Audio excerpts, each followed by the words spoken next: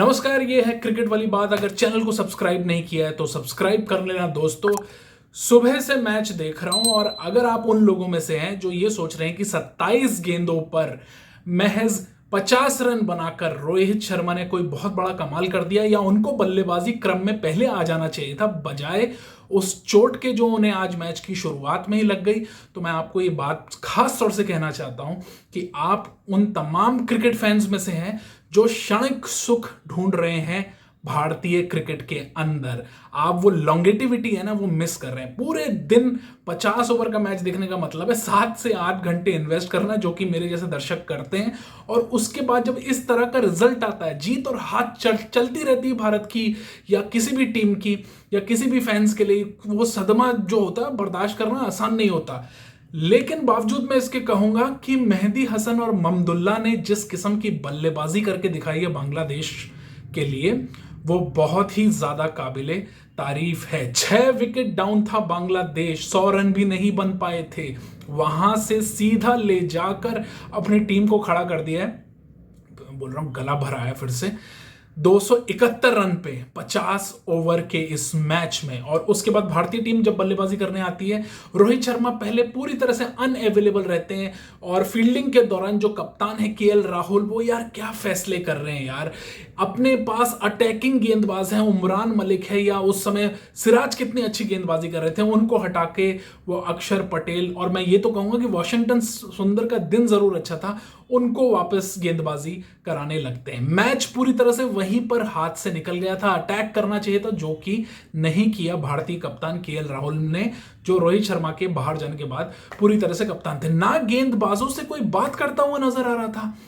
अगर उमरान मलिक या मोहम्मद सिराज सही जगह पर गेंद नहीं कर रहे हैं तो कोई भी सीनियर खिलाड़ी या कोई भी ऐसा खिलाड़ी उनके पास जाके बात करने की कोशिश तक नहीं कर रहा था।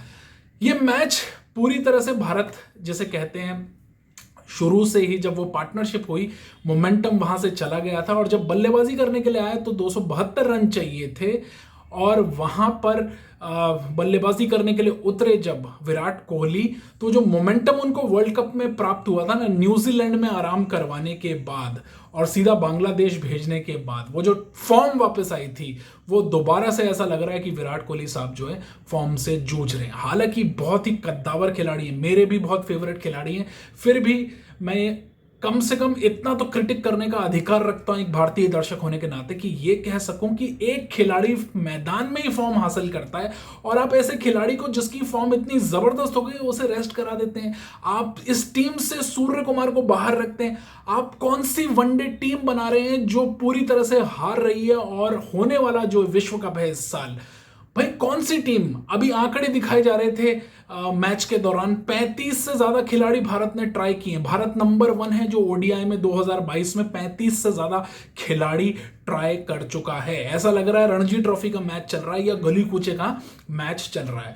बल्लेबाजी में भारत की जो कमर थी वो पूरी तरह से शुरू में ही टूट चुकी थी, क्योंकि रोहित शर्मा मैदान में थे, शिखर धवन वापस लौट चुके थे, महज 8 या 9 रन ऐसे उन्होंने बनाए, और विराट कोहली भी सस्ते में निपट गए। उसके बाद जो संभाला श्रेयस अय्यर ने 80 से ज्यादा रन की पारी खेली। हालांकि एक विचित्र सा शॉट मारने का, छक्का मारने का जो एक वो पैशन है ना, वो जो एड्रेनलिन रश होता है, उसको क्यों नहीं हमारे जो बल्लेबाज हैं या खिलाड़ी हैं उसको ओवरकम कर पाते हैं। माना यार T20 के बेस्ट खिलाड़ियों, मैच उस जगह पहुंच गया है जहां पे कि अब अगर आप टिक के सिर्फ पूरे ओवर भी खेल जाओ तो आप जीत जाओगे, लेकिन नहीं, एक छक्का मारा, मैं दूसरा भी मार के दिखाऊंगा।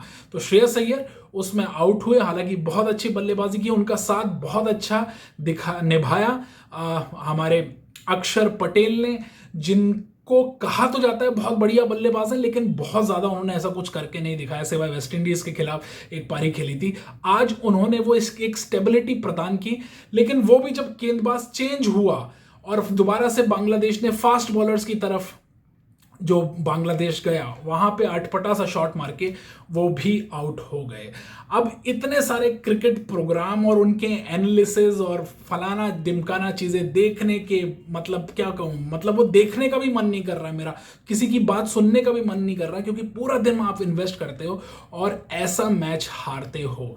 और रोहित शर्मा जी लास्ट में आते हैं, वहां बल्लेबाजी करते हैं, 27 गेंदें खेलते हैं, माना इंजर्ड हैं, वहां पे 50 रन बनाते हैं, लेकिन जो बाउंड्री रेखा के पार है, एक गेंद में 6 रन चाहिए थे, दिनेश कार्तिक बहुत याद आ रहे थे और वो क्रॉस नहीं हो पाई, तो भारत ये सीरीज पूरी तरह से हार गया। मेहदी हसन ने भारत को पूरी तरह से इस सीरीज के अंदर नेस्तो नाबूद कर दिया। पिछला मैच भी वो जिता ले गए थे और ये मैच भी कहीं ना कहीं उनके जो इर्द गिर्द था वही खेला गया। वो आउट ही नहीं हो रहे, ऐसा लग रहा है वो आदमी संजीवनी बूटी खा के आया है यार।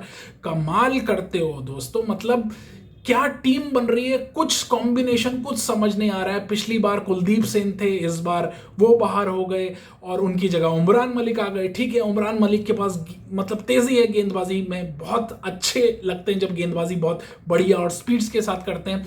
दूसरी तरफ दीपक चहर है, the curious case of Deepak Chahar. Deepak Chahar भाई साहब ऐसे हैं, वो हर महीने इंजर्ड होता है यार खिलाड़ी। उसका कमबैक होता है वो इंजर्ड हो जाता है, फिर उसका कमबैक होता है वो फिर इंजर्ड हो जाता है। पहले उसका आईपीएल छूट गया इस चक्कर में, पीछे T20 छूट गया, फिर वो कमबैक करा, अब वो फिर इंजर्ड हो गया। उसने 3 ओवर किए। क्यों ऐसे खिलाड़ियों को लेके हम जा रहे हैं?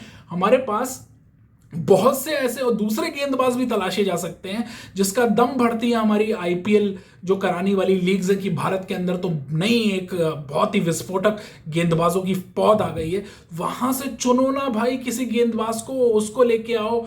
और फिर से वो जो मैनेजमेंट शुरू हो जाता है कि रेस्ट दे दो इस खिलाड़ी को, ये कर दो यार। 22, 23, 24 साल के लड़के हैं, प्राइम पे हैं, अपने दमखम है बॉडी के अंदर, भागते हैं, अच्छा लगता है यार। तुम उसे सुस्त बना रहे हो, रेस्ट दिए जा रहे हो, उसे एनसीए भेजने की कोशिश कर रहे हो, पता नहीं क्या चल रहा है। और सबसे इंपॉर्टेंट बात जो है वो ये कि यार ये जो राहुल द्रविड़ हैं बतौर कोच, आप लोगों को कैसे लग रहे हैं?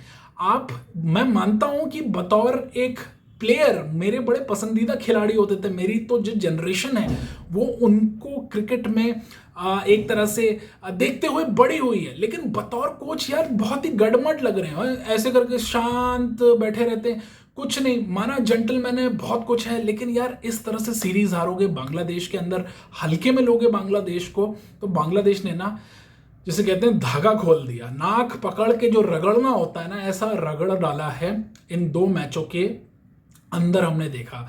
अभी तक समझ नहीं आ रहा है कि अगर विश्व कप इस साल है तो वो कौन से खिलाड़ी होंगे, वो 11 पक्के खिलाड़ी कौन से होंगे जो टीम में दिखेंगे। क्योंकि आपके रविंद्र जडेजा जी वापस आएंगे, हार्दिक पांड्या जी वापस आएंगे, जसप्रीत बुमराह जी वापस आएंगे, हो सकता है भुवनेश्वर कुमार और शमी की तरफ आप फिर चले जाएं, वो भी वापस। तो 5 तो यही लोग हो गए यार, बचा कौन? तो ये जो नए लोग जो ट्राई कर रहे हो, ये क्या सोच समझ के ट्राई हो रहा है और ये क्या हो रहा है? जबकि अब मेरे ख्याल से 19 या 20 मैच बचे होंगे साल भर में वनडेज के।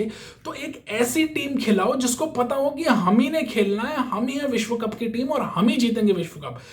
अगर इस पूरे घटनाक्रम में, इस मैच में, इस सीरीज में कुछ पॉजिटिविटी अगर मैं एक दर्शक की दृष्टि से दूर खड़े होकर देखने की कोशिश करूं, तो 2007 में भी बांग्लादेश से भारत बुरी तरह पिटा था और वर्ल्ड कप से बाहर हो गया था। तो मैं अगर उस दृष्टि से देखूं और उसके बाद भारत जीत गया था, तो ये डाउनफॉल है उस इंडियन क्रिकेट का जिसका हम दम भरते हैं। उस बीसीसीआई को सोचने की जरूरत है, नई सिलेक्शन कमेटी को सोचने की जरूरत है, जिसे हायर फायर चलता जा रहा है, जिसके साथ क्या हो रहा है। वो खिलाड़ी दो भारत को जो पहले भारत के लिए खेलें, जो जिनके लिए आईपीएल या पैसा सेकेंडरी हो, पहले इंडिया के लिए खेलना जरूरी हो। क्योंकि इंटरव्यूज में खिलाड़ी आते हैं, बार बार आते हैं और बार बार आके यही कहते हैं anything for the country, playing for the country, etcetera etcetera. तो उन सब से निजात पाए और एक सशक्त, बढ़िया, दमदार टीम बनाए। तीसरा वनडे होगा, पता नहीं देखूंगा कि नहीं देखूंगा, कुछ नहीं पता। आप लोगों की क्या राय है जरूर कमेंट करके बताएं। लेकिन सच में यार 3 घंटे का, 3.5 घंटे का T20 देखना और 50 ओवर का पूरा मैच देखना, पूरा दिन आपका जाता है, काम रुक जाते हैं, बहुत चीजें, और उसके बाद ऐसा प्रदर्शन आप टीम से उम्मीद करते हो। क्या हो रहा है लल्ला, कुछ समझ ना आ रहा है। आपको समझ आ रहा हो तो जरूर बताइएगा। धन्यवाद।